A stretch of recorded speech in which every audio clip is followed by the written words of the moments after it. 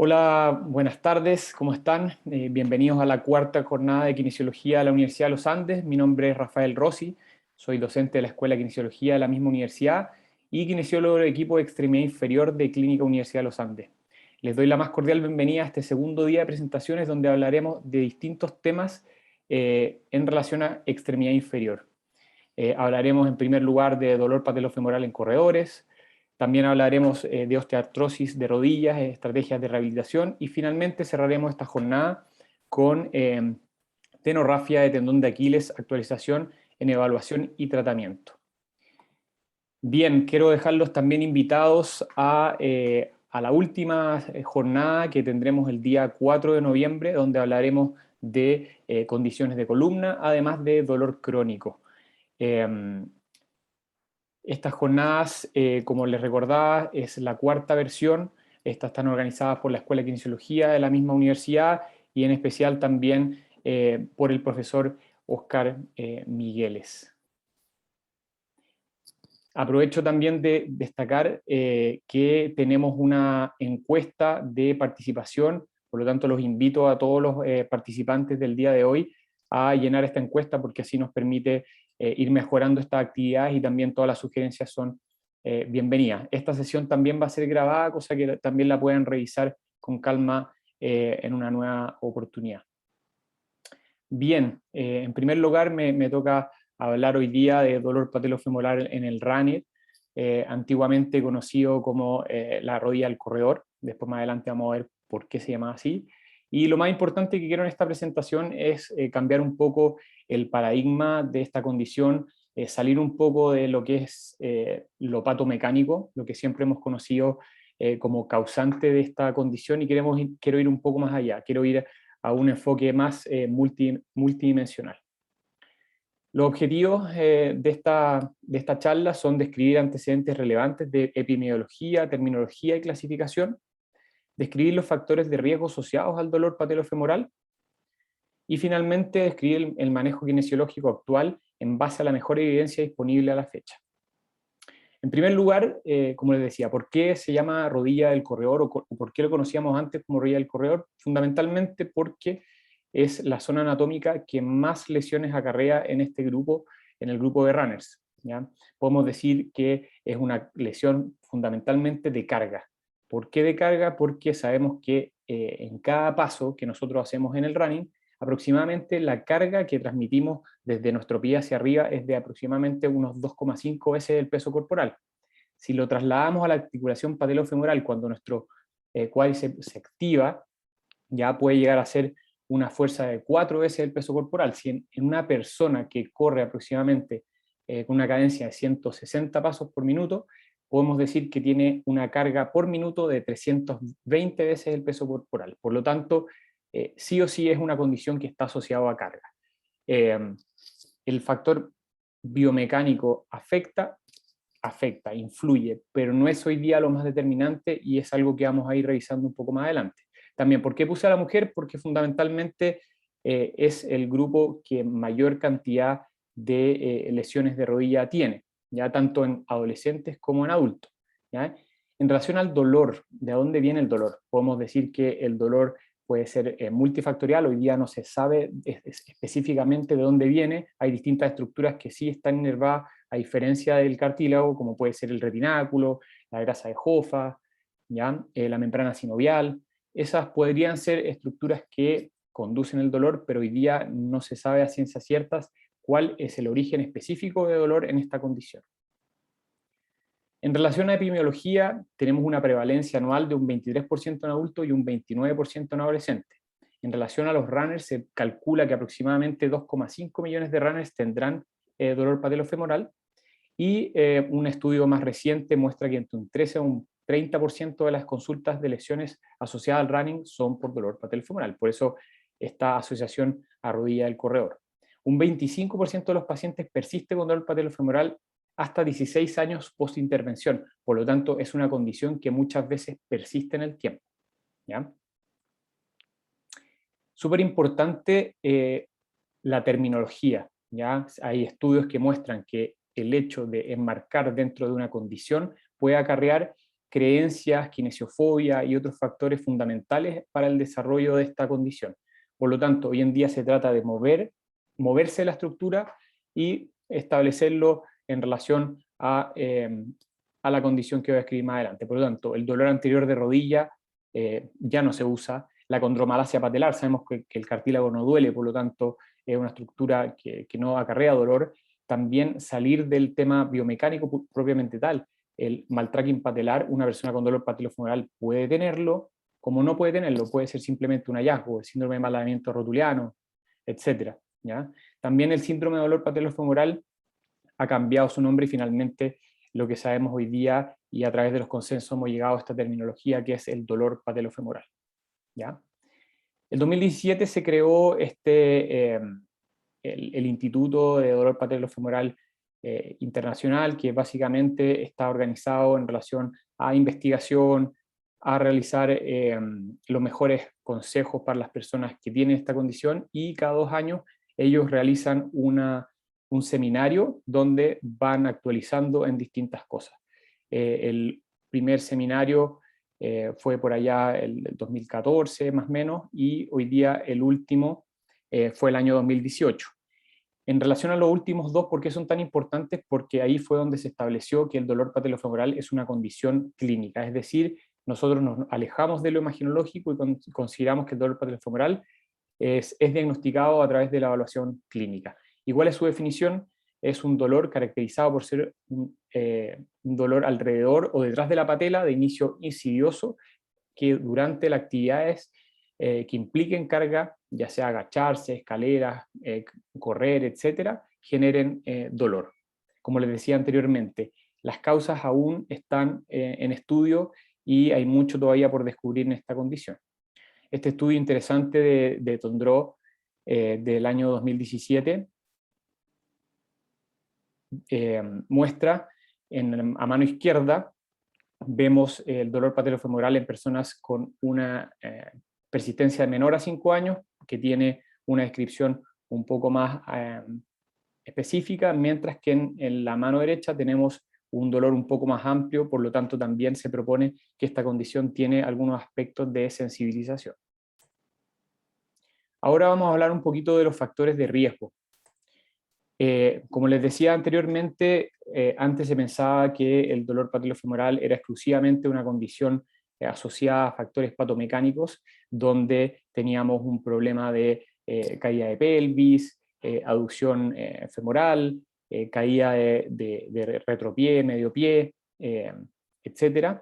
Pero hoy en día hemos tratado de cambiar un poquito eso porque la evidencia nos muestra que muchas veces estos son solamente hallazgos. Los estudios están comprobados que solamente han mostrado que la abducción, la fuerza, la disminución de fuerza en cuádriceps o el aumento de la fuerza de abductores, solamente en la población adolescente podrían ser factores de calidad moderada, fuerte, para desarrollar esta condición, pero en corredores aún no hay ningún factor que sea concluyente. ¿Por qué pasa esto? Porque muchas veces los estudios son transversales, es decir, en una sola situación yo evalúo a una persona con dolor patelofemoral y encuentro que tiene debilidad de glúteo, que tiene una acentuada aducción en la carrera, por lo tanto son solamente hallazgos.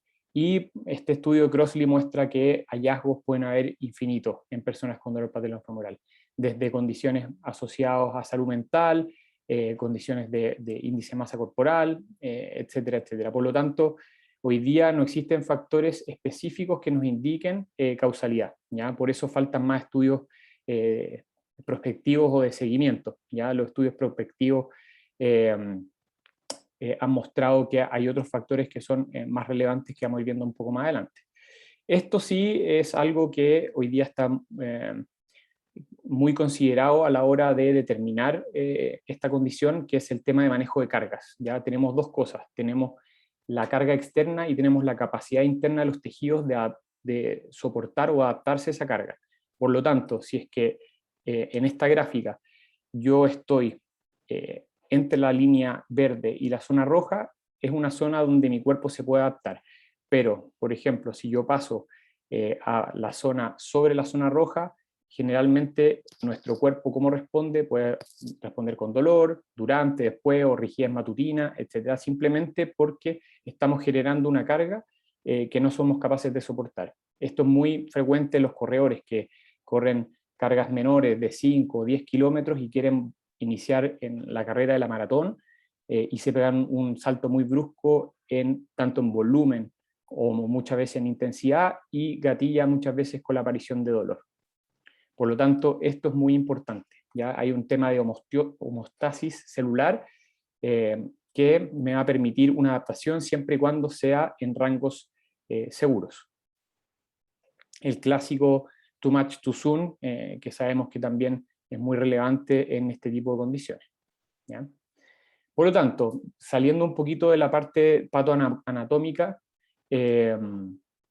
podemos decir que hoy día lo más aceptado en relación al manejo de dolor patelofemoral en corredores es el manejo integral, como postula Carlac, donde tenemos tres grandes aspectos, donde está la educación, la adherencia del paciente y tratamientos accesorios, ¿ya? El manejo del dolor, el manejo de la carga, el ejercicio y, en el caso que se necesite, también un reentrenamiento de la carrera.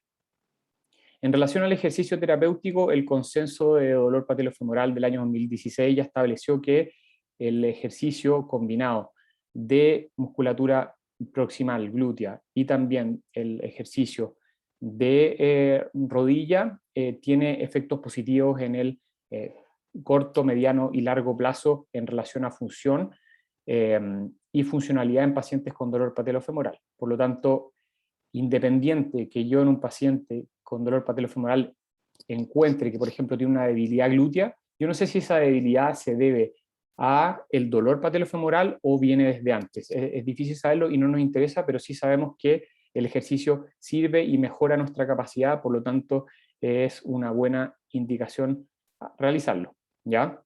Entonces tenemos el ejercicio enfocado en cadera, rodilla, aislado, ejercicio analítico, y también tenemos ejercicios integrales como el trabajo de press-pierna, trabajos de distintos tipos de squat, el wall squat, el squat normal, el squat unipodal, el squat con perturbación, utilizando, por ejemplo, el waterback. Y importante también considerar este tipo de intervenciones. Cuando tenemos un paciente que está con un dolor persistente o tiene problemas de kinesiofobia o no se atreve a volver al deporte porque tiene algún factor sociocultural, la exposición graduada siempre es una buena herramienta. La exposición graduada, por ejemplo, en este caso, con utilización de ejercicios de foco externo, y también podemos utilizar distintas aplicaciones donde vamos dando carga al paciente, similar al trote, pero sin llevarlo necesariamente a la actividad. La idea es siempre ir de manera progresiva, ir evaluando.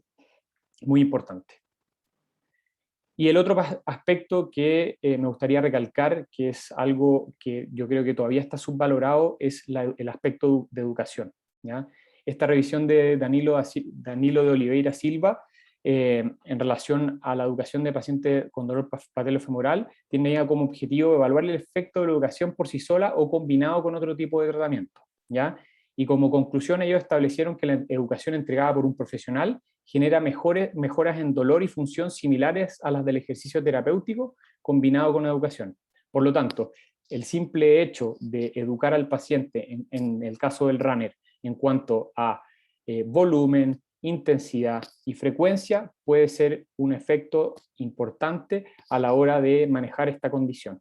Inclusive un efecto más potente que los mismos ejercicios que nosotros siempre damos en la terapia, ¿ya?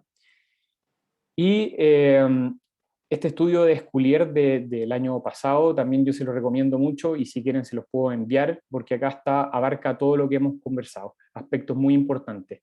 En primer lugar, la educación en relación a la modificación del entrenamiento. El hecho de modificar las cargas, por ejemplo, un consejo de pedirle al paciente que disminuya el volumen de carrera, por ejemplo, si está corriendo 10 kilómetros, decirle que corra 5 kilómetros, y que lo haga con mayor frecuencia, el cuerpo se adapta de mejor manera que corra de una sola vez 10 kilómetros 3 veces a la semana. ¿ok? Entonces, el hecho de ir realizando modificaciones puede generar un efecto positivo, y obviamente también en este caso podemos utilizar como escala de dolor, parecido a lo que hace Karin Silvernagel con las tendinopatías, donde sabemos que 0 es nada dolor, 10 el peor dolor tolerado, establecer zonas de seguridad. Algunos establecen de 0,3, 0,5, importante monitorizar durante, posterior y al día siguiente, y de acuerdo a eso nosotros podemos ir construyendo nuestra carga. Otro aspecto importante que ya hemos dicho, el tema de ejercicios de fortalecimiento, que los consensos ya también establecen como caballito de batalla en este tipo de condiciones. Muchas veces, como aparece acá abajo, tenemos el tema de costo de accesibilidad. Podríamos armar en una persona que tiene problemas de dinero o que no tiene acceso a una terapia, armar o realizar una terapia a distancia, y con eso ya es suficiente, ¿ya? Otro aspecto importante, en el caso que sea necesario, es el reentrenamiento de la carrera, pero acá hay que tener mucho ojo. ¿A quién voy a hacer modificación de carrera? Si yo tengo a un corredor que ha corrido toda su vida de la misma forma, y yo voy a decirle, porque aumenta la molestia en la rodilla, cambiarle la marcha, muchas veces puedo generar un efecto peor que la solución que le estoy entregando. Por lo tanto, hay que tener cuidado a quién le estoy haciendo una modificación, ¿ok? Entonces, en este caso, hay que definir si es un dolor persistente o es un dolor por una modificación de carga. Si es un dolor por modificación de carga, con educación basta, pero si es un dolor persistente, ahí yo podría generar una intervención, por ejemplo, aumentar la cadencia. Se ha mostrado que el aumento de cadencia entre un 5 o 10% genera un efecto beneficioso en la carga del corredor.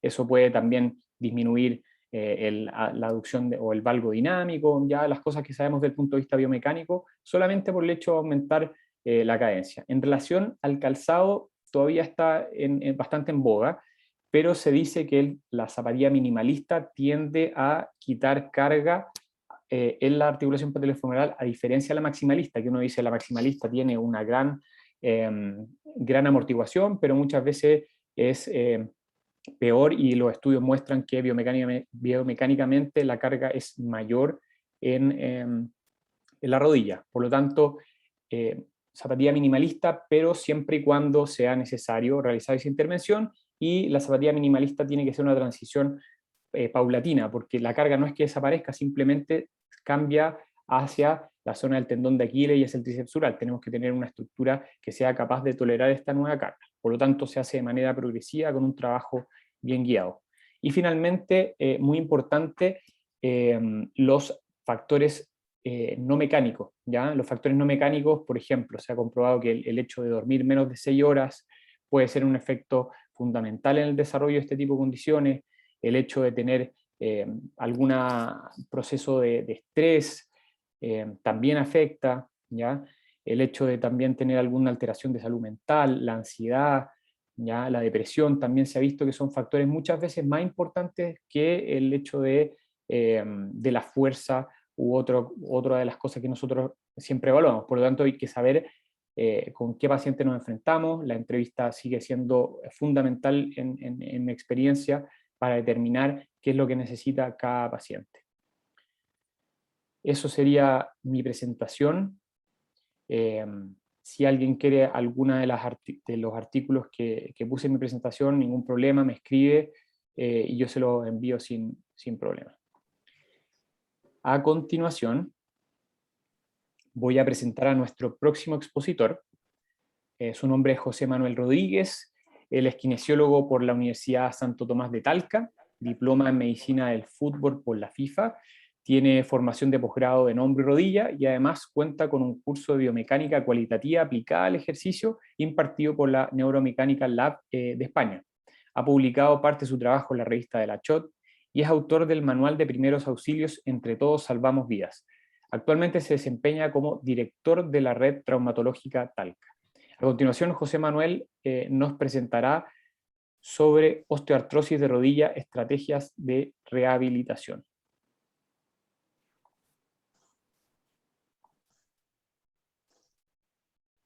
¿Se bien? Sí. ¿Cómo estás, José Perfecto. Manuel? Bienvenido. Nos acompaña Muchas desde Talca, gracias. José Manuel. Sí, desde Talca. Aquí estamos con muchas ganas de tratar de compartir y ser parte de este gama de información que ojalá les sea útil a todos las presentes, los oyentes. Gracias por la invitación. Antes de cualquier cosa, estamos bastante retirados, 300 kilómetros desde Santiago hacia el sur, y quiero aportar un poquito más que nada, conocimiento y experiencia. ¿Ya? Llevo aproximadamente casi 9 años trabajando en lo mismo, en la parte musculoesquelética, y hemos atendido acá en la red traumatológica de Talca bastantes pacientes, así que voy a tratar de extrapolar lo que es la evidencia con lo que nosotros hacemos acá. ¿Ok? Voy a partir ahora.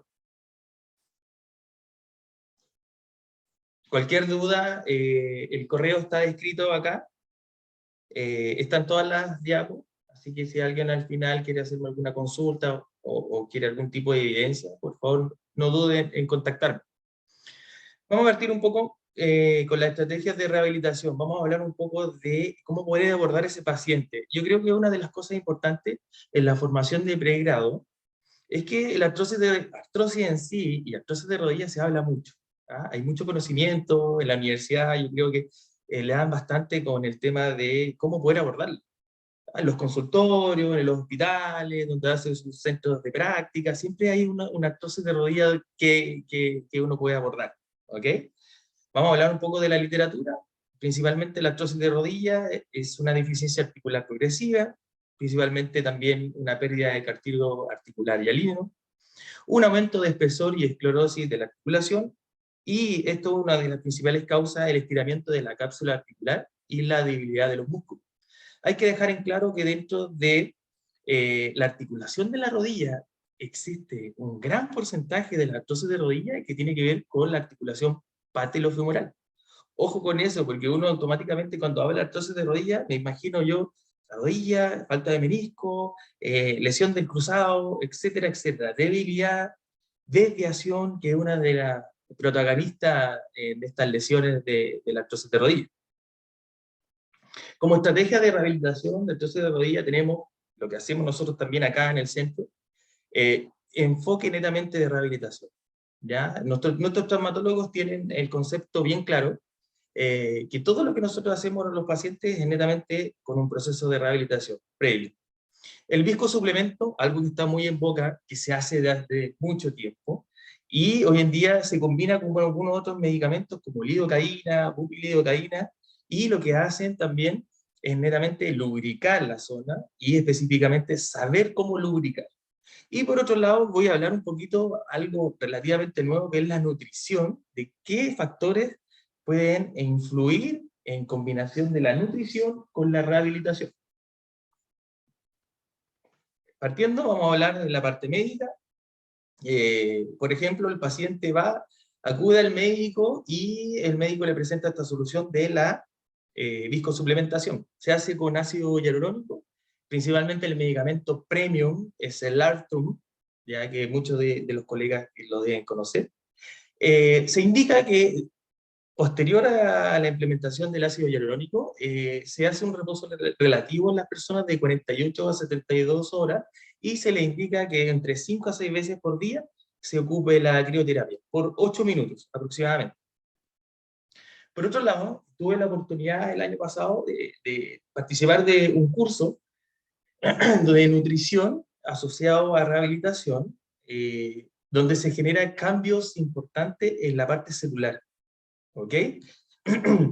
Tenemos que la vitamina C, la vitamina D, el omega 3 y principalmente en la parte natural la cúrcuma, generan un efecto a nivel celular, el cual no podría decir de que genera nuevamente cartílago, colágeno, etcétera, etcétera, o los tendones, pero sí tiene un efecto netamente micro.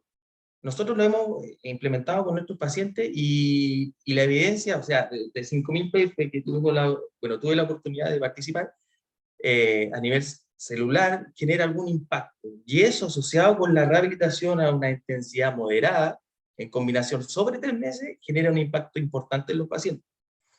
Por otro lado tenemos el colágeno. Hoy en día el caballo de batalla que tenemos colágeno. O sea, indica colágeno en los pacientes que tienen deficiencia de cartílago, pero a destajo. O sea, hay pastillas, hay sobres con sabor, sin sabor. Está el colágeno, el cartílago de tiburón, uno que viene de Venezuela, que es más potente, que hay una gama de cosas que se han implementado. Lamentablemente la evidencia dice que el 50% de los pacientes actualmente tiene buena adherencia con el colágeno, el 50% de los pacientes, pero el otro 50% lo deposita en forma de grasa. O sea, todo lo que nosotros comemos hoy en día tiene en cierta medida un poco de colágeno. Y si le metemos colágeno, más colágeno, o sea, no sé qué tanta evidencia puede generar, sobre todo en las personas adultas mayores. Dentro de la estrategia de rehabilitación tenemos la conducta real, ¿ya? Y la evidencia, hablamos del tratamiento de osteoartrosis de rodilla, tenemos principalmente el manejo quirúrgico, que es el premium en la parte de cirugía, y netamente los que nos competen a nosotros los fisioterapeutas o fisiólogos, la parte farmacológica y nutrición que le acabo de hablar, la terapia física, que siempre, siempre, siempre se tiene que intentar antes de cualquier cosa, de cualquier otro tipo de, de, de ejercicio o en este caso de manejo, y todo lo que tiene que ver la parte quirúrgica, osteotomía, reemplazo articular, que ya sería como algo ya sin vuelta atrás, lo llamaría. Dentro de la rehabilitación tenemos que principalmente este enfoque yo lo trato de hacer un poco más global, ¿ya? Recuerden que los pacientes que vienen por artrosis de rodilla no son pacientes que tienen un dolor leve, sino que al contrario. Los pacientes que vienen con artrosis de rodilla y se atienden acá en la red traumatológica, son unos pacientes que tienen un dolor bastante amplio, o sea, esperan todo, todo, hasta el último momento para acudir al doctor. Entonces nos encontramos con pacientes que están bastante delicados. Por eso se ocupan estas técnicas biológicas para poder ayudar. Y así implementar la rehabilitación. Consideramos que esto, nuestro enfoque nos ha dado muy buenos resultados. Con eso vamos a partir que principalmente para impedir la deformación, que es uno de los grandes problemas que nosotros tenemos en la artrosis de rodilla, fortalecimiento de los flexos tensores de cadera. Hablamos siempre del valgo dinámico, que se puede asociar a esto, debilidad de cadera. El paciente normalmente relata, ¿sabes qué, José Manuel? No siento firme en la rodilla. O sea, yo trato de hacerlo, me duele mucho, me duele estar sentado, me duele estar acostado, me duele, me pongo de pie, subo, bajo escalera, me duele en todo momento. Hay un daño importante. Entonces nosotros tenemos que identificar que el sostén de la rodilla, como lo hablaba el colega anteriormente, el sostén de la rodilla principalmente es la cadera. Si nosotros tenemos una buena cadera, es de seguro que en algún momento la rodilla va a sentir que va a disminuir la deformación y por otro lado la va a sentir más firme. La marcha, algo súper importante. Yo creo que si hablamos, lo extrapolamos la artrosis de rodilla a los pacientes adultos mayores, muchos pacientes tienen un riesgo de caída. ¿Ah? La marcha, donde usted lo mire, el paciente cuando ingresa a la consulta o ingresa a la parte médica, de seguro viene con un problema de la marcha. De seguro viene un problema de la marcha. Y hoy en día, en la reeducación de la marcha está dentro de las prioridades para los pacientes. Y así nosotros podemos evitar algunas otras cosas, independiente de que sea la rodilla en sí, sino que la marcha en general, abarcando todo lo que tiene que ver con el equilibrio, la propiocepción y asociado a la marcha, de seguro que nos va a dar muy buenos resultados. Esto es principal, ¿ya? Se dice, por el estudio, que la dieta y el ejercicio en combinación de seguro va a traer que el paciente genere una estabilización de la articulación.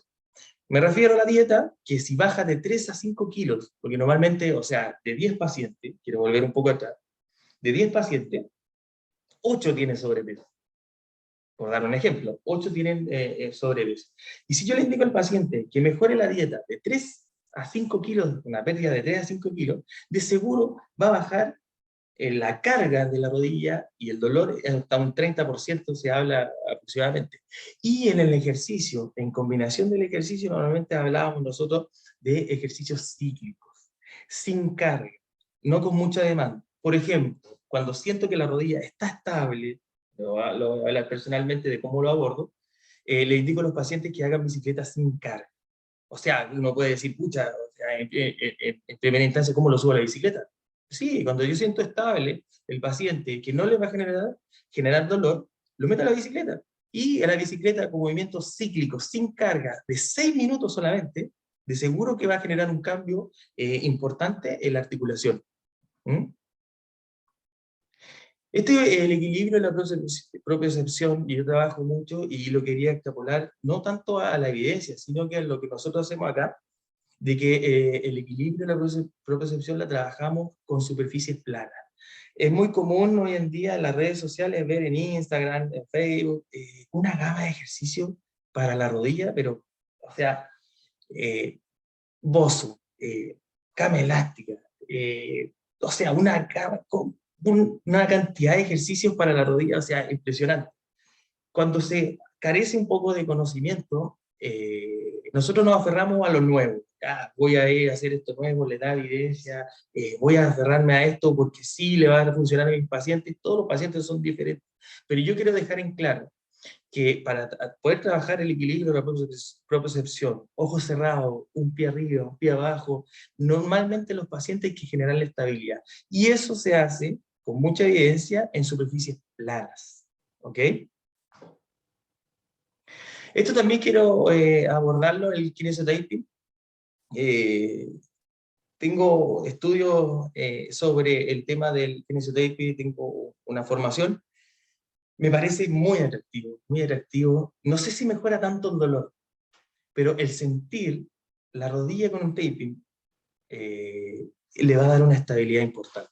O sea, el roce del pantalón, por dar un ejemplo, con el taping, de seguro que el paciente que no tenía nada, que no tenía ninguna cosa, de seguro le va a generar inestabilidad.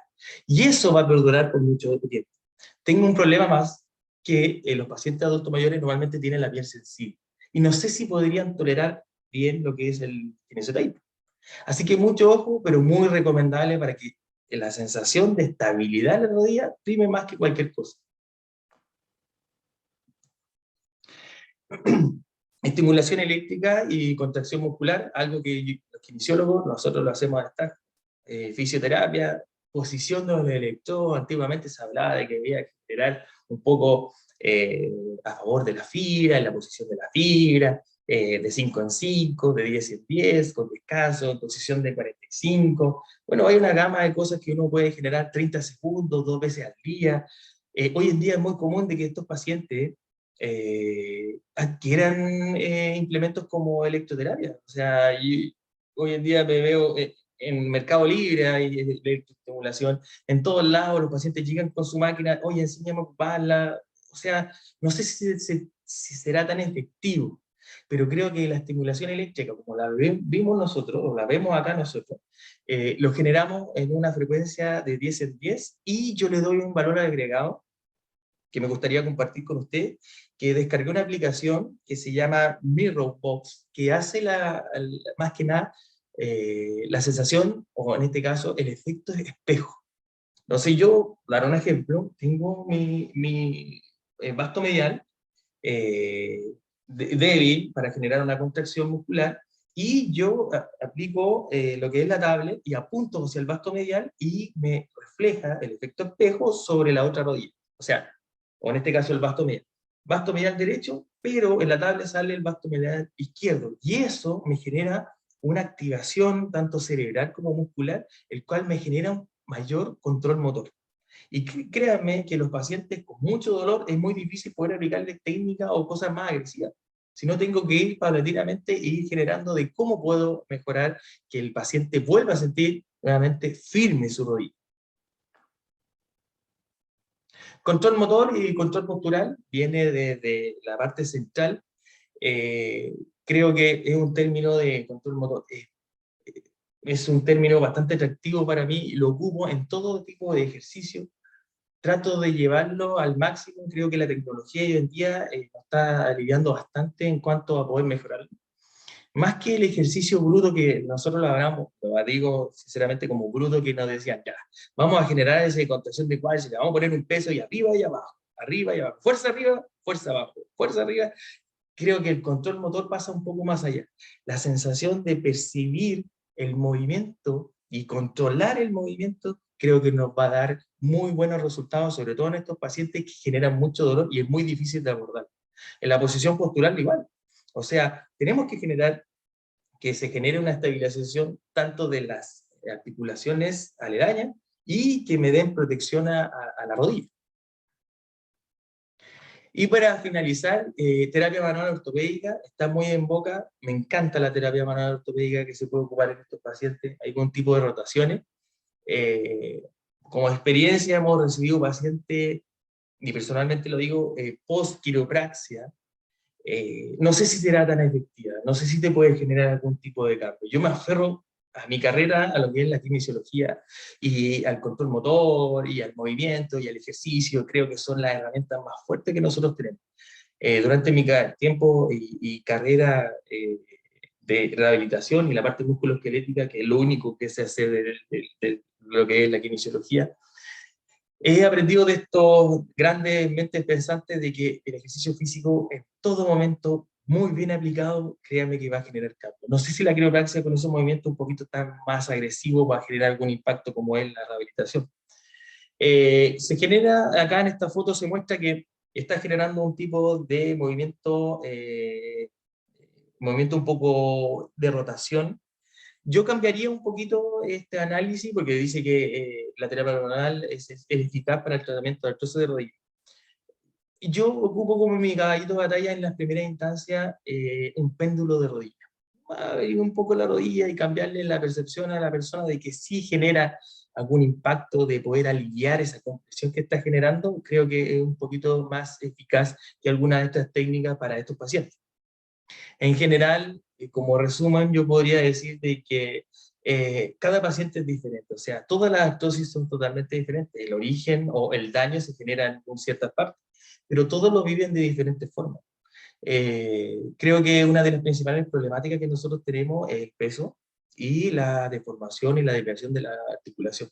Nosotros si pensamos en atacar en ese proceso, con toda esta gama de herramientas, viscosuplementación, nutrición y un buen ejercicio físico, no de alta intensidad, sino que moderadamente de 30 a 40 minutos como máximo a cada paciente, creo que en este caso personalmente nuestra estadística acá en la red traumatológica nos avala y tenemos muy buenos resultados.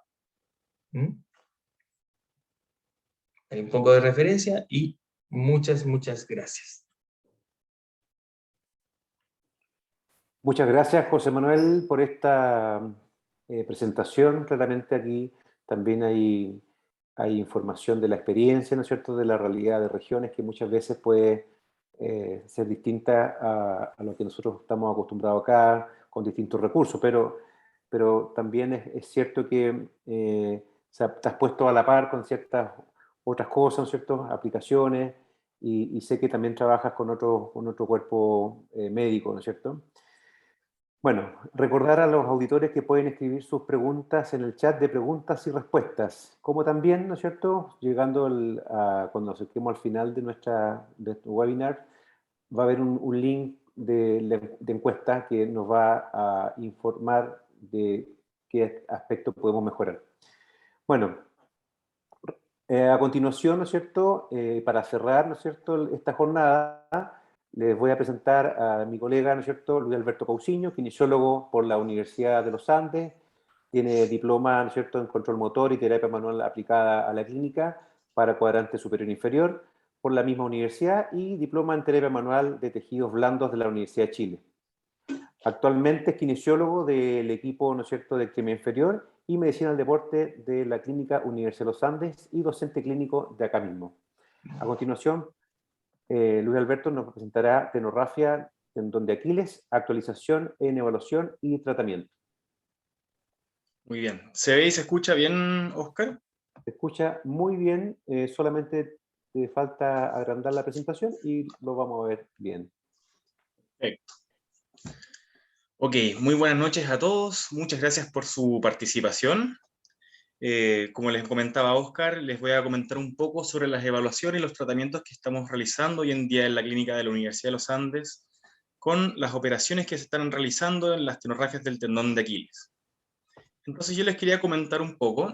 Generalmente estamos recibiendo pacientes sobre 40 años de sexo masculino que realizan deporte recreacional y también mujeres un poco mayores, entre 60 y 70 años, y un porcentaje no menor de pacientes sobre 25 años, que tiende a ser una edad donde la incidencia de las roturas del tendón de Aquiles aumenta considerablemente, llegando a su pic a los 42 años.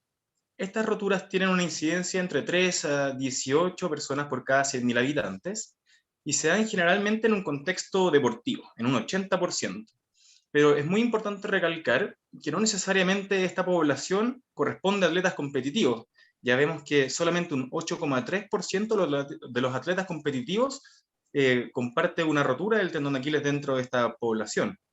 Y curiosamente, solamente un 10% de las personas que sufren una rotura del tendón de Aquiles tiene algún historial de tendinopatía o síntomas, lo cual es sumamente relevante al momento de considerar que ellos no tienen un sistema de alerta ante la exposición de algunos factores de riesgo, como lo pueden ser exponerse a deportes de salto, de cambios de aceleraciones súbitos, tener una lesión previa es uno de los factores de riesgo más importantes, también aumentos súbitos en las cargas de entrenamiento, del trote, tener una mala mecánica de pacientes con obesidad, y también está muy descrito el consumo de antibióticos como lo pueden ser las quinolonas.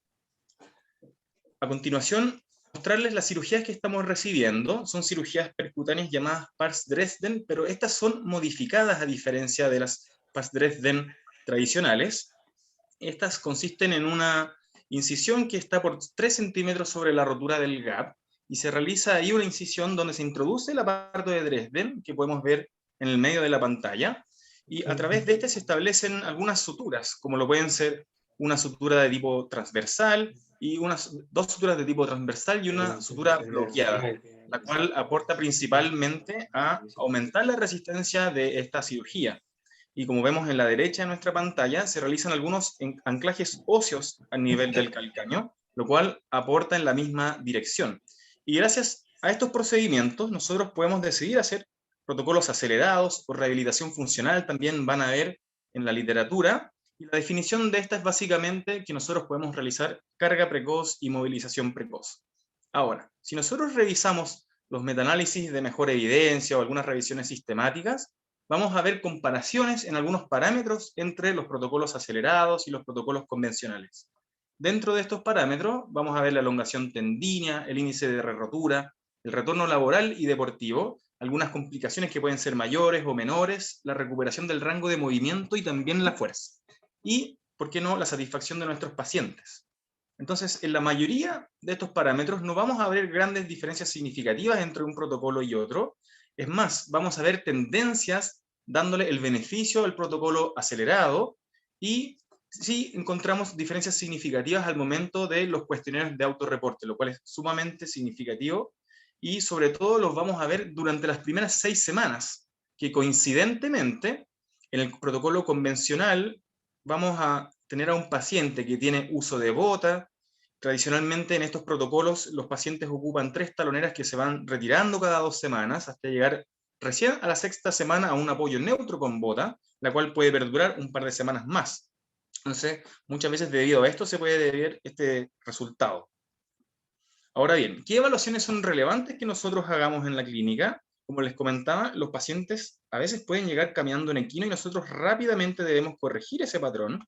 Debemos referirle al paciente que él debe realizar al menos el gesto del apoyo completo de la extremidad. Él puede cargar peso hasta la posición neutra para evitar la elongación tendínea. Si bien vemos una gran compensación a nivel de la rodilla, a nivel de la cadera, es importante educar a nuestros pacientes con respecto a esta información que yo les comparto. Además, es importante que evaluemos el rango de movimiento en todas las direcciones, siempre respetando la posición neutra de la dorsiflexión. Medir también el perímetro del tobillo para cuantificar el aumento del volumen postoperatorio, y también el perímetro de la pantorrilla para establecer cuánta atrofia hay en una extremidad con respecto a la otra. Ahora bien, otras evaluaciones que debemos hacer son la carga de peso que nuestros pacientes realizan al momento del ingreso o a las semanas en que ya se encuentran con nosotros, y vemos cuánta carga de peso realizan nuestros pacientes en relación al peso corporal total de ellos. Y si vemos a continuación, esta paciente comparado al paciente que vimos en el video anterior, tiene mayor porcentaje de carga de peso, no hay tanta inhibición en la fase de medio apoyo, sobre todo en relación al paciente contrario, y es sumamente importante irles dando este feedback a nuestros pacientes. Otra evaluación que es sumamente relevante es la evaluación del ángulo de reposo del tendón de Aquiles, que es una evaluación que mide de manera indirecta la elongación del tendón en el tiempo, y consiste básicamente en medir el ángulo de reposo del tendón de Aquiles, que se ocupa con un brazo fijo mirando hacia la cabeza del peroné y otro brazo móvil en dirección y paralelamente al quinto metatarsiano. Este ángulo se mide de manera absoluta en ambas extremidades y de manera relativa se ocupa el valor de la extremidad sana restando el valor de la extremidad intervenida, y si se obtienen valores negativos, probablemente la extremidad intervenida va a estar más en una posición de dorsiflexión, mostrando una mayor elongación, y si encontramos valores positivos en el atra relativo, veremos un tobillo intervenido en posición más de plantiflexión. Estas evaluaciones son relevantes. Yo ya les contaba que dentro de los parámetros significativos entre un protocolo acelerado y convencional están los cuestionarios de autorreporte. Y esta es una patología y una rehabilitación postoperatoria que produce mucho miedo en nuestros pacientes, mucha kinesiofobia al movimiento, y si recordamos la epidemiología, solamente un 10% de nuestros pacientes tienen un sistema de alerta en el que ellos van a tener síntomas o molestias en el tendón de Aquiles. Entonces, muchas veces nuestros pacientes nos van a referir que no saben qué actividades pueden hacer, si son riesgosas o no, para sufrir una re-rotura nuevamente. Y nosotros contamos con la escala de Tampa, que se encuentra en español, donde podemos monitorizar qué tanta kinesiofobia, cuánto miedo a distintas actividades tienen nuestros pacientes, y también la escala de FAOS, que tiene una validación transcultural en Chile por medio del equipo de tobillo de pie de nuestra clínica, y tiene varias subescalas que son sumamente relevantes y atingentes a medir en un paciente postoperado del tendón de Aquiles, como lo son los síntomas, la rigidez, el dolor, la funcionalidad de las actividades de la vida diaria, el deporte y la calidad de vida. Ahora bien, no solamente hay que hacer evaluaciones, sino que también hay que considerar cuánta carga estamos realizando nosotros en la dosificación de nuestros ejercicios. Y aquí Baxter nos ayuda mucho con su estudio de progresiones incrementales en el tendón de Aquiles que publicó este año, y nos muestra a continuación algunas gráficas en que compara las curvas de la marcha, las curvas de la carrera y las curvas de los ejercicios en azul en los distintos gráficos, y divide los tipos de ejercicio en 4, de menos a más carga. Entonces, por ejemplo, una elevación de talón en posición sedente vemos que es algo sumamente leve en cuanto a la carga, está muy por debajo de la carga que nosotros podemos generar al caminar y al correr. Como lo así también puede ser realizar una sentadilla. Vemos un pequeño engrosamiento de la carga que tiene más que ver con la absorción de la carga en el ejercicio, el tiempo expuesto a carga en el paciente. Por lo tanto, en fases tempranas es seguro realizar estos ejercicios. Al igual, vamos a ver ahora en el ejercicio, en la Tiger tipo 2, vamos a ver una elevación de talón monopodal, que ya se va acercando un poco más a los pics de fuerza que encontramos en la marcha, y por ende es sumamente importante interpretar que si nuestros pacientes no logran esta evaluación funcional, que generalmente se mide al tercer mes, difícilmente vamos a poder indicar un trote en nuestros pacientes. Ahora bien, en talleres más avanzados vamos a ver saltos a 2 pies, saltos con contramovimiento, saltos hacia distintos planos, y vamos a ver pics de fuerza ya muy similares al trote, y sobre todo muchas variaciones en las cargas. Entonces nosotros debemos conocer estas variables para poder ir indicando nuestros ejercicios. Y Baxter también nos comparte la siguiente tabla. Yo les quería mostrar acá el índice de carga de una sentadilla versus el índice de carga de la marcha cuando nos encontramos en la fase de apoyo. Es prácticamente el doble. Por lo tanto, es mucho más seguro desde este punto de vista realizar sentadillas en rangos controlados, cuidando la dorsiflexión forzada, y Baxter despliega 3 variables que nos aportan al índice de carga, los cuales son el pic de carga, el tiempo expuesto a trabajo y el rango de trabajo en el tiempo. Entonces, si nos fijamos entre estas 2 variables, el pic de carga y el rango de trabajo en el tiempo es sumamente diferente entre estas 2 actividades. No así es el tiempo expuesto a trabajo. Ahora bien, les muestro un ejercicio en que encontramos también grandes diferencias. Por ejemplo, una estocada anterior tiene X cantidad de carga, y una estocada anterior, pero con el pie intervenido en la zona posterior, tiene también considerablemente más índice de carga. Pero como pueden ver, no se debe al pic de fuerza, no se debe a la variación de la carga en el tiempo, sino que se debe al tiempo expuesto a carga del tejido. Entonces, si nosotros conocemos bien estas variables y cómo se comportan, va a ser mucho más fácil realizar ejercicios atingentes, progresiones y regresiones en nuestra rehabilitación con los pacientes. Entonces, nosotros tenemos aquí en la Clínica de los Andes un protocolo que se basa en 3 fases principalmente. Una primera fase que se encarga de disminuir el exceso de inflamación, del tobillo del paciente, se encarga de trabajar el rango de movimiento del paciente en una etapa temprana, siempre protegiendo los 0 grados de dorsiflexión hasta una tercera, hasta una cuarta semana. Incluir ejercicios de fortalecimiento de la musculatura intrínseca y extrínseca, esta última partiendo idealmente con ejercicios isométricos e ir avanzando hacia ejercicios isotónicos de baja resistencia. Podemos incluir ejercicios de electroestimulación, en este caso para evitar la atrofia de la musculatura y la desinhibición.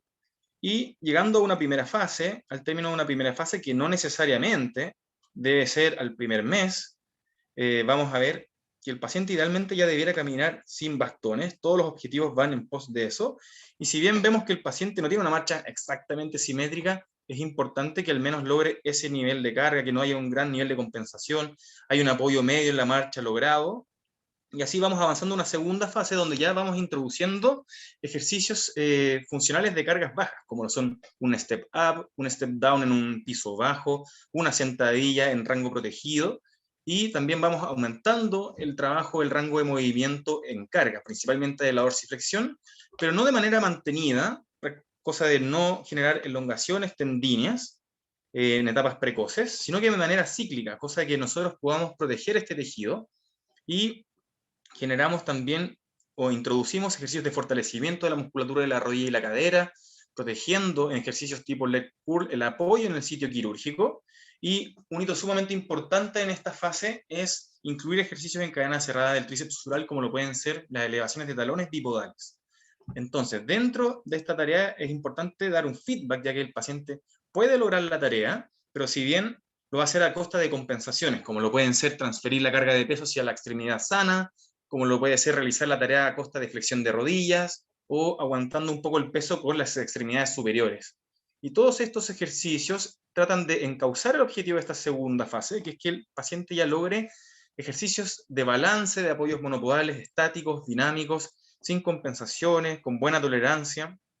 Y así avanzamos a una última fase, donde consolidamos el rango de movimiento de dorsiflexión en cadena abierta, en cadena cerrada, agregamos ejercicios funcionales de carga media, como lo pueden ser las estocadas que estábamos hablando antes de la tabla de Baxter, y incluir ejercicios prepliométricos. ¿Por qué destaco estos ejercicios funcionales de carga media?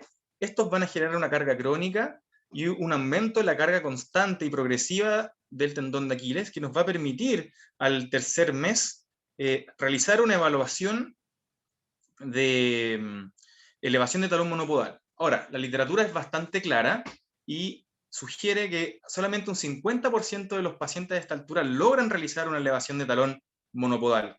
Ahora, nuestros pacientes pueden realizar una prueba indirecta. Brorson nos ayuda con un estudio que publica el año 2015, en que pueden realizar elevaciones de talón los pacientes en manera sedente, utilizando el 50% de nuestro peso corporal, y si logran realizar 20 repeticiones, estos pacientes tendrían un prerequisito, un checklist, para poder optar a realizar la prueba de elevación de talón monopodal.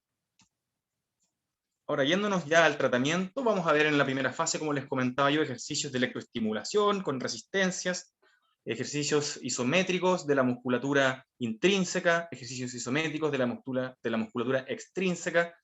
En otras fases, como yo les comentaba, uno de los hitos importantes de la segunda fase es realizar los ejercicios de elevación de talón bipodal, pero con feedback. Acá esta paciente tiene una balanza y va mirando de manera directa el peso en relación a su peso corporal, que está cargando la extremidad intervenida. Por lo tanto, da lo mismo si este es un 25%, un 30%, un 40%, lo que importa es que sea un porcentaje tolerable, que el paciente sienta trabajo localizado y no sienta dolor o estrés aumentado en el tendón, ya que muchas veces estos pacientes pueden cursar con cierta irritación en los anclajes distales.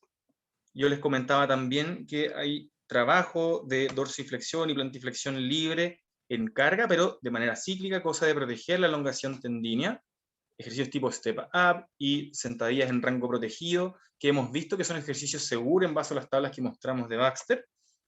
Y ahora yéndonos a fases más avanzadas, vemos ejercicios tipo step down, donde el paciente, mediante la sujeción de un bastón, logra respetar la fase excéntrica, tiene considerablemente más carga que los ejercicios anteriores. Vemos ejercicios tipo estocadas anteriores y posteriores con distintos apoyos, en este caso la extremidad inferior izquierda de este paciente, es la intervenida, y vemos acá el nivel de base de sustentación que tiene una extremidad con respecto a la otra, y ahora se justifica todo este estímulo excéntrico y el tiempo de mantención en carga que debe tener el paciente al volver a la bipedestación, y por eso se justifica tanto la diferencia de carga en estos dos ejercicios que se pueden ver muy similares y que a veces no podemos considerar, pero que son sumamente relevantes al momento de indicar nuestros ejercicios.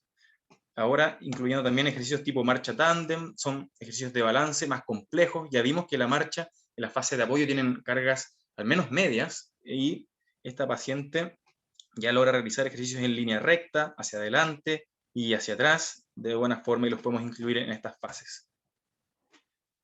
Ahora, yéndonos a fases finales, ya vamos a incluir ejercicios de elevación de talón bipodales en superficies inclinadas, para dar estímulos excéntricos ya a la musculatura del tríceps sural. Vamos a ir incluyendo los ejercicios prepliométricos que yo les mencionaba, como rebotar en una cama saltarina, hacer desplazamientos mediolaterales, anteroposteriores, rebotar en el lugar, como lo está haciendo este paciente, hacer jogging en el lugar, los cuales nos van a tributar principalmente al objetivo final de esta fase, que era la elevación de talón monopodal. Ahora bien, hay algunos pacientes que dentro de nuestra rehabilitación, independiente que hayamos hecho bien las cosas y hayamos respetado las progresiones, pueden comenzar con inhibición importante. Nosotros lo podemos visualizar, por ejemplo, en elevaciones de talón en posición sedente, y el paciente no logra la altura completa con respecto al talón contralateral, o en general en los ejercicios en cadena cerrada o con bandas elásticas en cadena abierta, no se percibe el ejercicio en el tríceps sural, no hay sensación de fatiga, hay más molestias en el tendón que en la musculatura, y nosotros hemos tenido una buena experiencia junto al equipo de tobillo-pie, trabajando con elementos de restricción de flujo vascular de manera parcial.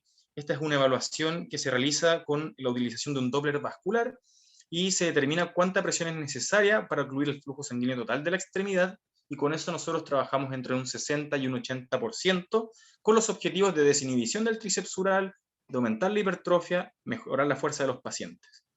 Ahora bien, yo les puedo haber hablado de epidemiología, de las evaluaciones y del tratamiento, pero la verdad es que hasta el día de hoy no hay ningún protocolo a la fecha que sea el óptimo, ya sea en tratamiento conservador, ya sea en tratamiento acelerado, y es por eso que junto a mi colega Rafael Rossi, que les expuso en el primer módulo, estamos realizando esta revisión sistemática también junto a Aarón Cortés, que forma parte del Departamento de Investigación de nuestra clínica, y esperamos tener algún mejor resultado y después poder compartirlo junto a ustedes. Muchas gracias por su atención y escuchar la presentación. Aquí les dejo mi correo por si tuviesen preguntas o quisieran artículos. Feliz de poder compartirlo con todos ustedes. Muchas gracias. Muchas gracias, Luis Alberto. Bueno, tremenda presentación actual, ¿no es cierto? A veces no va a ser tan común ver esto, sobre todo con técnicas que están a la vanguardia.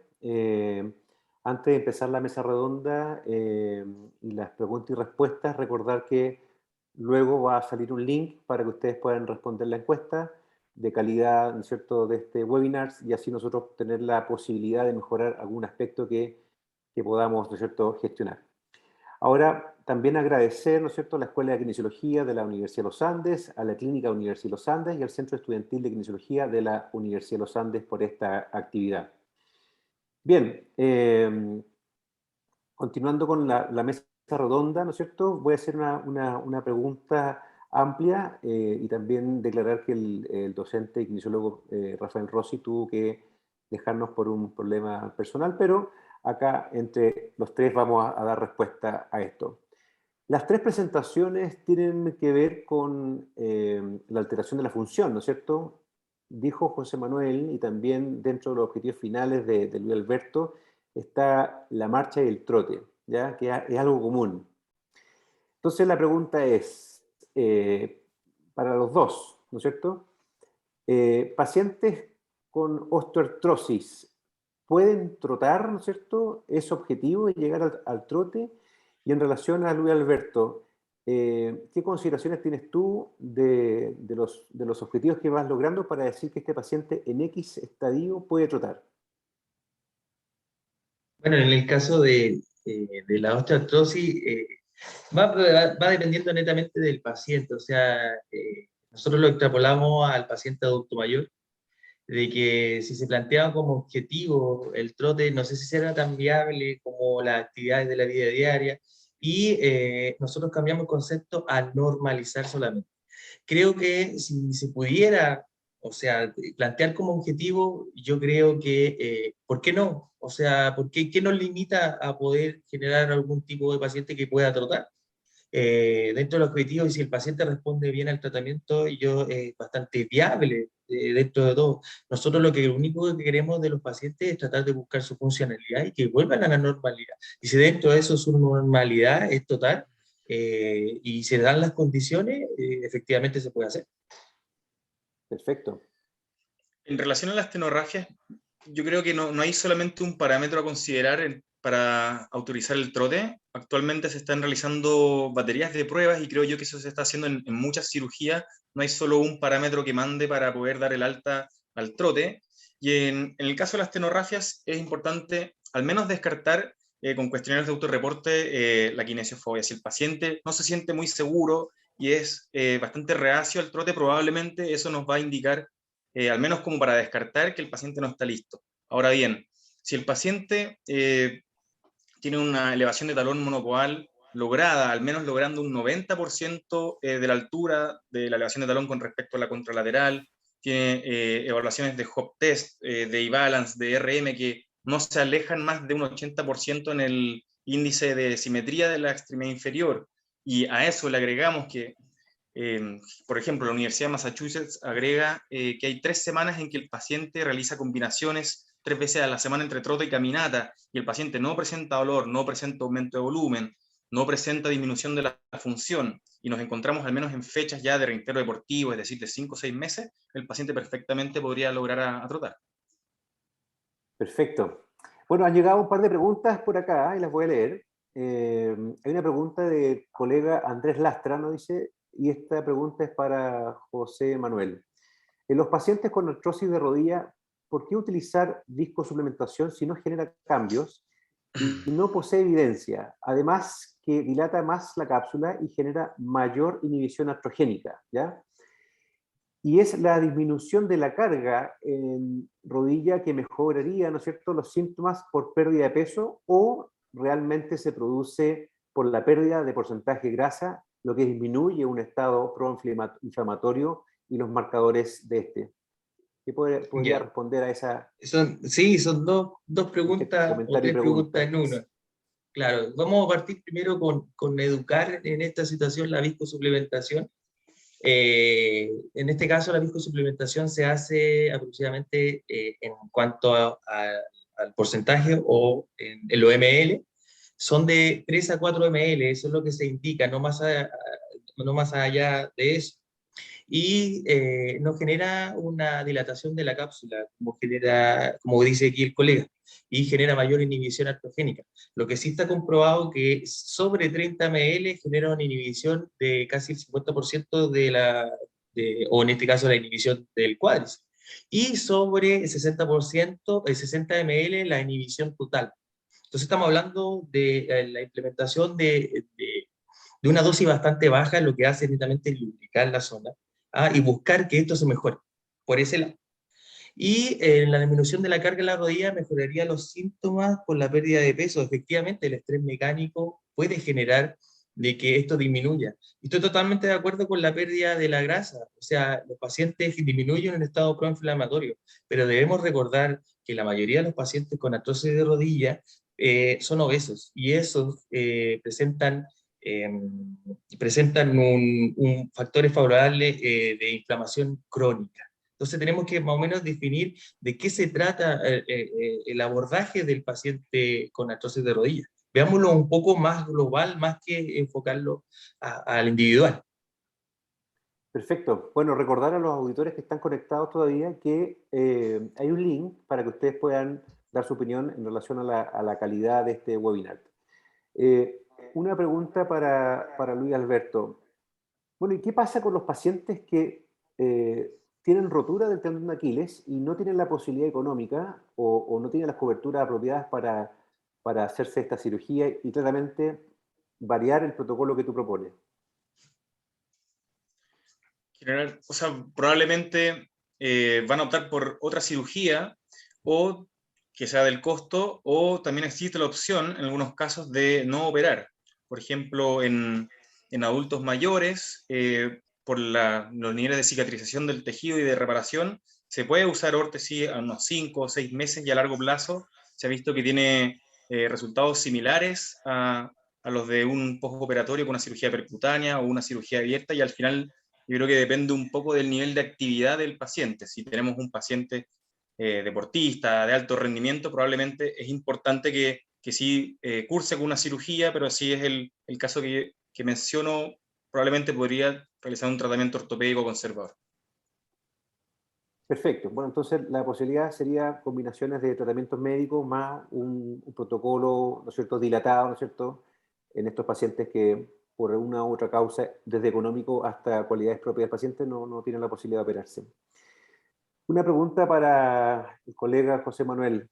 Dice Claudia Peña, dice, ¿podría explicarnos nuevamente el uso de la aplicación? ¿Cuál es la efectividad para la artrosis? Me imagino que en esta pregunta debe ser por la aplicación de que hablé del Mirror Box. Esa Sí, misma. bueno, en un estudio reciente, bueno, en el año 2019, se encontró que se hizo un estudio comparativo de diferentes técnicas para impedir la inhibición artrogénica. En eso estaba lo muy común que nosotros hacemos en la práctica clínica, que es rusa con calor, que es muy cercano, rusa con frío, y además el Mirror Box. Se encontró que la evidencia total y que tiene bastante efectividad en los pacientes, independiente de que si tengan artrosis de rodilla, ligamento cruzado posterior, anterior, lesión de menisco que generen inhibición artrogénica, es recomendable para los pacientes que generen corriente rusa con frío. Genera mayor estimulación, aproximadamente entre 7 a 12 minutos. Va dependiendo de cuánto pueda tolerar el paciente. Pero esa es una evidencia bastante clara que genera que en este caso haya mayor activación y control motor de la articulación, en este caso del cuádriceps. Pero mi inclinación por el Mirror Box, porque estoy tratando con pacientes adultos mayores, creo que si genero por 2 o 3 sesiones la activación de rusa con frío, quizás no va a ser tan atractivo si yo le presento una nueva modalidad moderna, el cual yo puedo captar su atención. Y de seguro que a nivel central voy a generar algún tipo de cambio más favorable que lo que me dice la literatura, porque yo trato de captar la atención de ese paciente. Y creo que con estas cosas de la aplicación puede ser un poco más sensible y a lo mejor llegada al paciente. Porque estos pacientes recuerden que lo han intentado todo. La señora de la esquina le dijo, la señora de acá, esto acá, el kinesiólogo. Estamos hablando de pacientes que llegan con 50, 60 sesiones antes previo a nosotros. Entonces trato de captar que sea un poco más sensible y me da muy buenos resultados. Obviamente la literatura dice que la rusa con frío es el que tiene mayor evidencia. Pero me aferro a esto y me da muy buenos resultados. Muchas gracias, José Manuel. Mira, hay otra pregunta que la voy a generar yo a los dos expositores, que justamente me voy a colgar del concepto aplicación.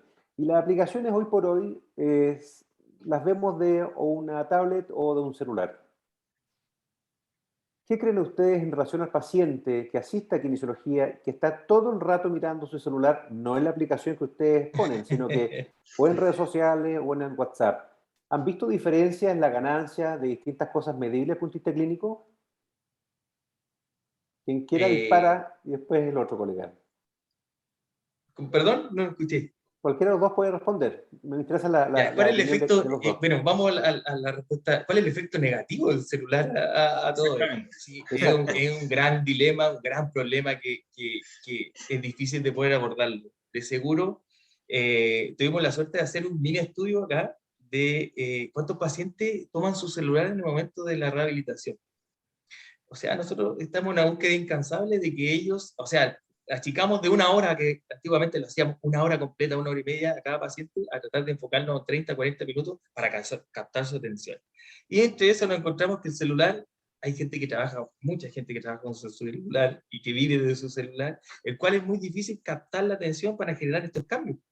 En cuanto a la activación, al motor, es muy difícil.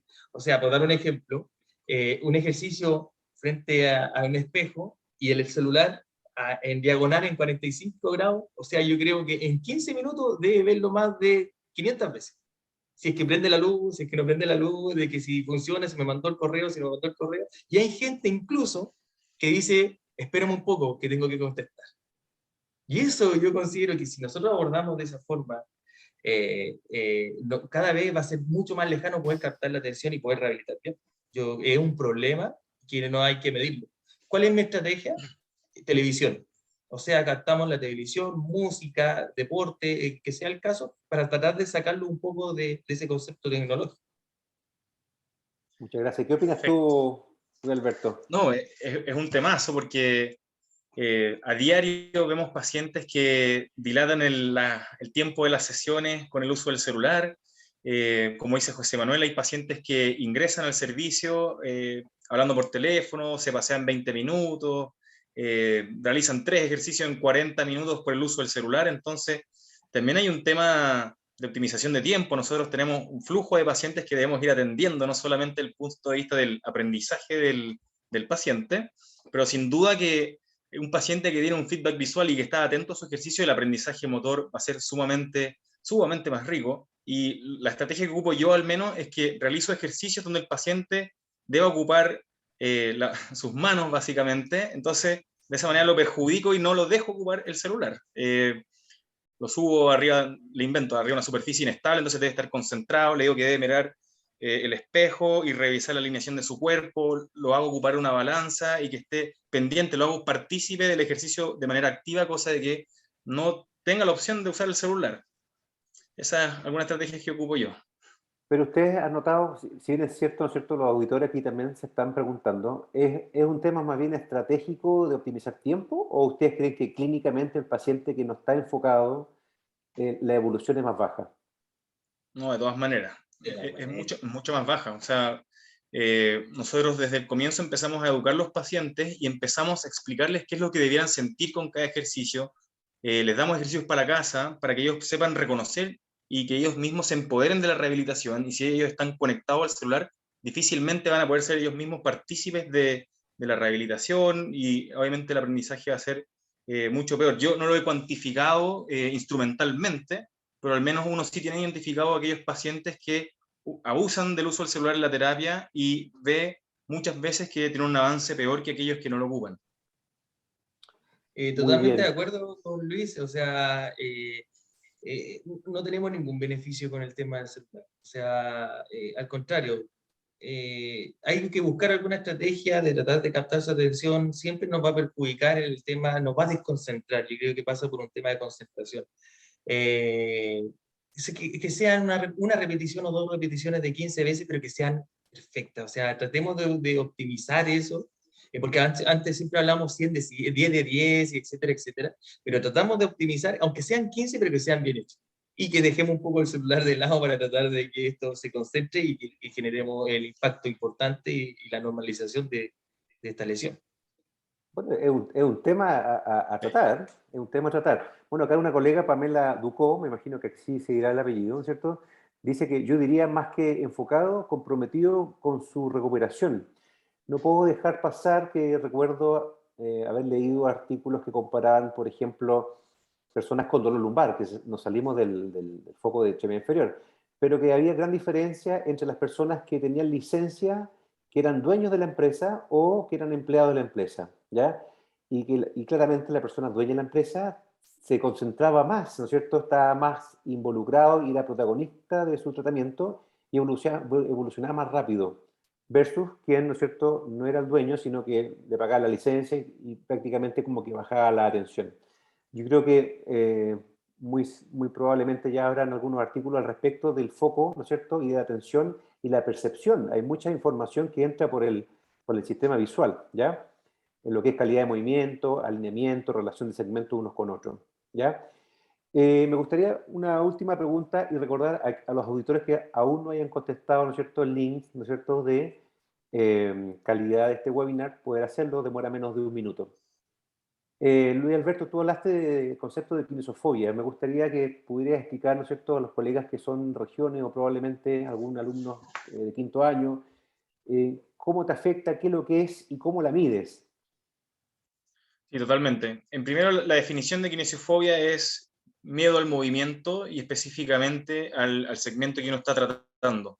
Puede ser se puede representar en una exacerbación o catastrofización del dolor, puede ser un gesto de miedo de evitación o evitar también ciertas actividades. Podemos verlo, por ejemplo, un paciente que tiene todos los requisitos para poder caminar en una tenorragia de Aquiles, tiene buen rango de movimiento, tiene una activación adecuada, tiene buen rango de movimiento en carga, ya ha pasado una fecha y uno le explica y lo educa en que no hay riesgo de elongación del tendón debido a sus parámetros, pero él aún así se ve temeroso, se ve bastante tieso y tenso al momento de moverse, y además de realizar cuestionarios de autorreporte para que el paciente lo vayamos comparando en el tiempo, lo podemos visualizar de aquella manera. Y afecta mucho porque nos van atrasando las etapas y el paciente va entrando en un pensamiento obsesivo con respecto a su patología y su condición, que si no intervenimos de manera precoz, educándolo, explicando en qué consiste la cirugía, que es segura, conversando bastante con él y haciendo cambios de hábito, va a ser un verdadero dolor de cabeza para la evolución del paciente en la rehabilitación. Exactamente. Bueno, y la última pregunta que me gustaría hacérsela a José Manuel. Dentro de las controversias que habla la literatura es que probablemente los procesos degenerativos que tienen un sustento genético, pero también probablemente algunos tipos de actividades estresantes, de rebote.